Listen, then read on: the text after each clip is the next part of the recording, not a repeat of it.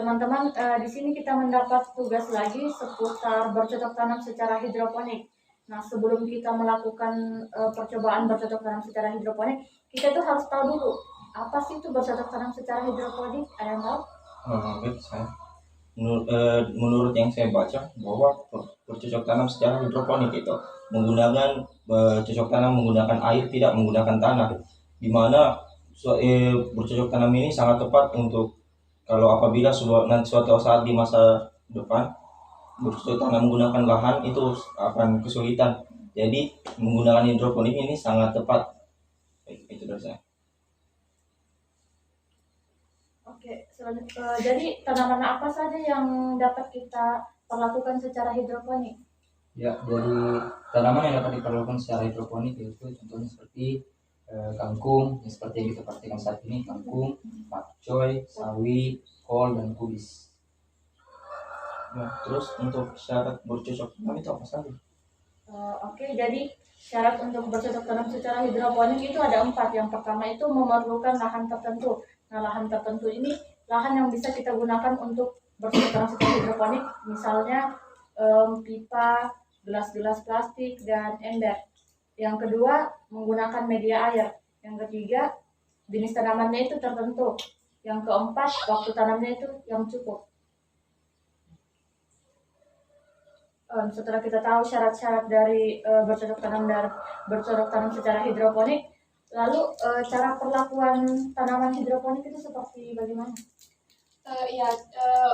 Perlakuan pada tanaman hidroponik itu menurut sumber yang saya baca itu ada yang pertama memberikan nutrisi yang cukup. Seperti yang kita ketahui, makhluk hidup itu membutuhkan nutrisi untuk hidupnya gitu. Kita saja manusia membutuhkan nutrisi agar bisa berkembang. Begitu juga dengan tumbuhan.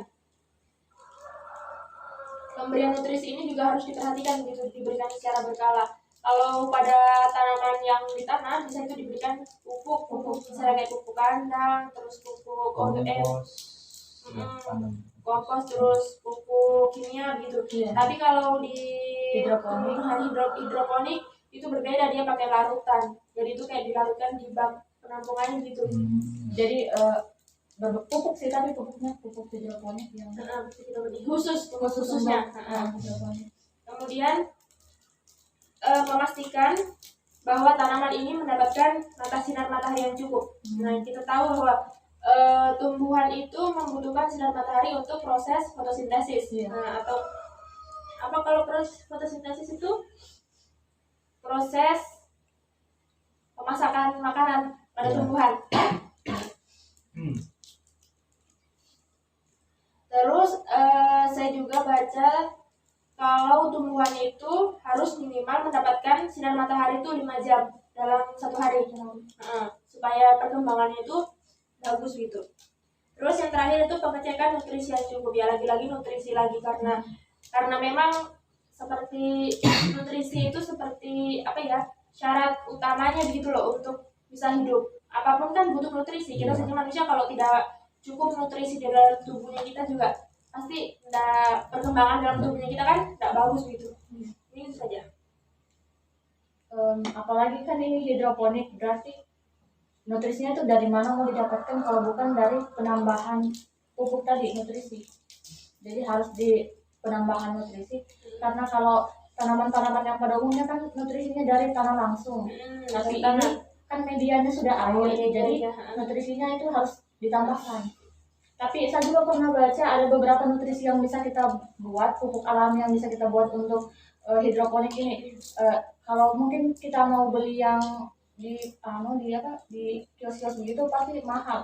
Jadi ada alternatif lain, kita buat pupuk alami tapi untuk hidroponik. Itu saya baca terbuat dari air hasil cuci beras, terus dicampur juga dengan cangkang telur. Jadi cangkang telur dihancurkan, terus dicampur dengan air cucian beras, baru ditaruh di air itu, dicampurkan untuk air hidroponik.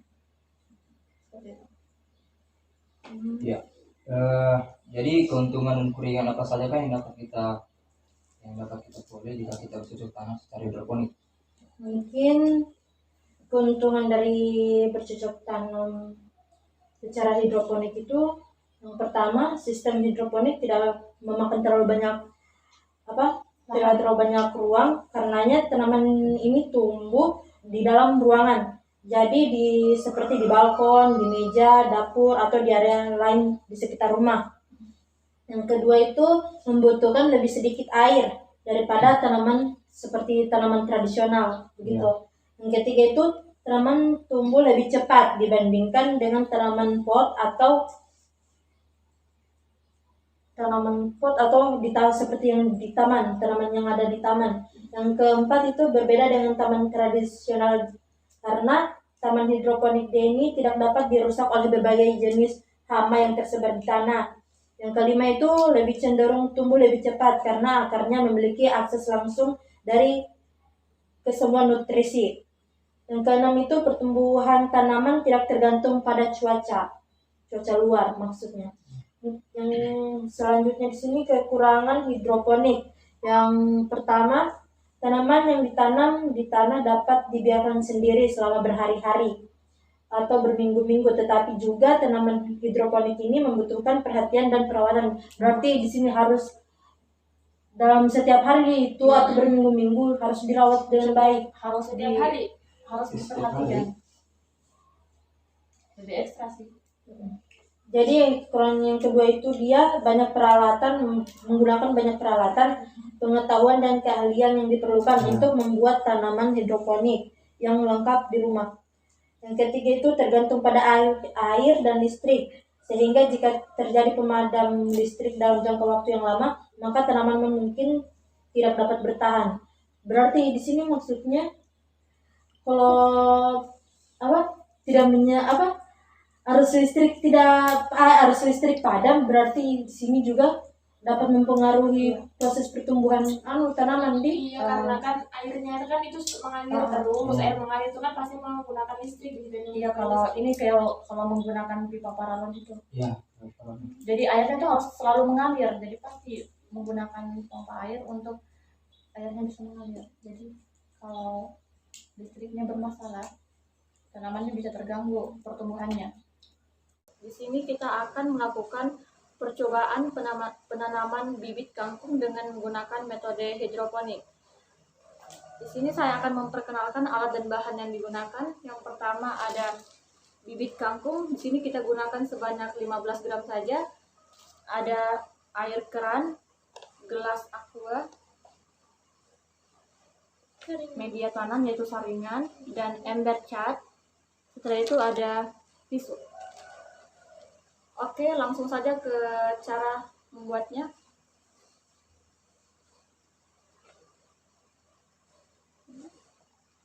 Di sini kita akan tuang air keran ini ke dalam ember sampai ke permukaan dasar saringan.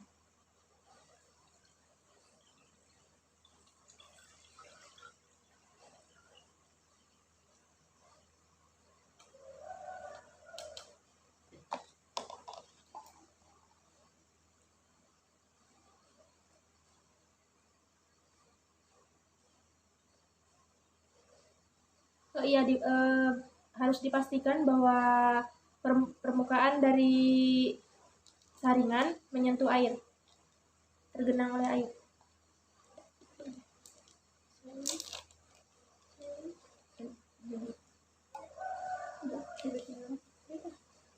Enggak, kita mau cuci.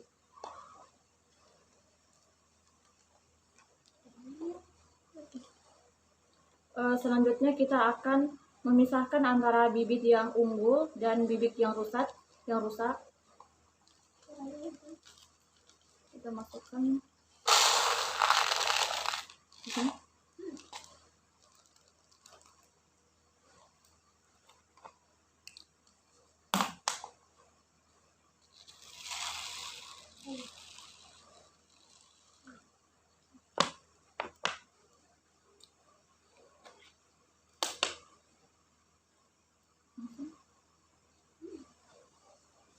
Kita akan memisahkan bibit yang rusak, di mana bibitnya itu terapung.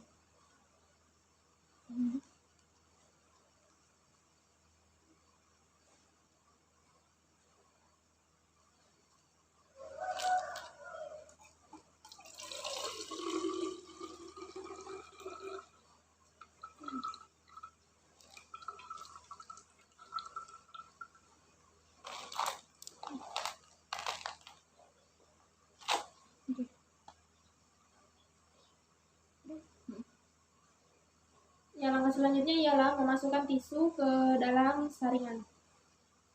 Tisu ini fungsinya sebagai media tanam.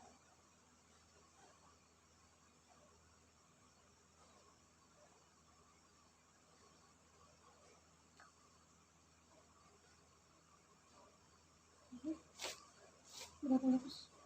Itu 3 sheet. 5. Ini berapa?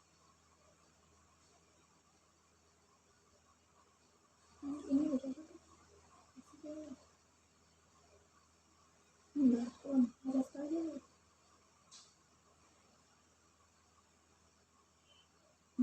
Dua kayaknya lagi.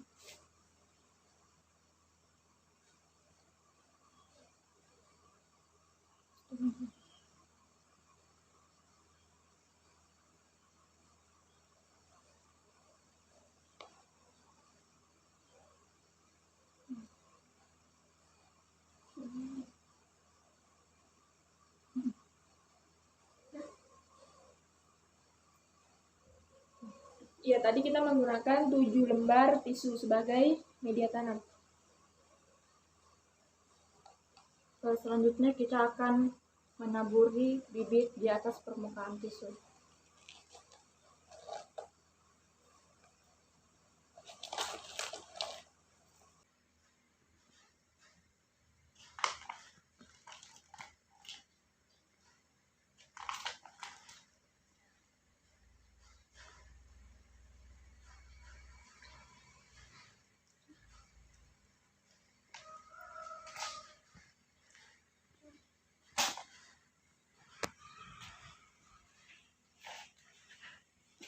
Oke, selanjutnya bibit ini akan disimpan di tempat yang gelap selama 1 hari 2 malam.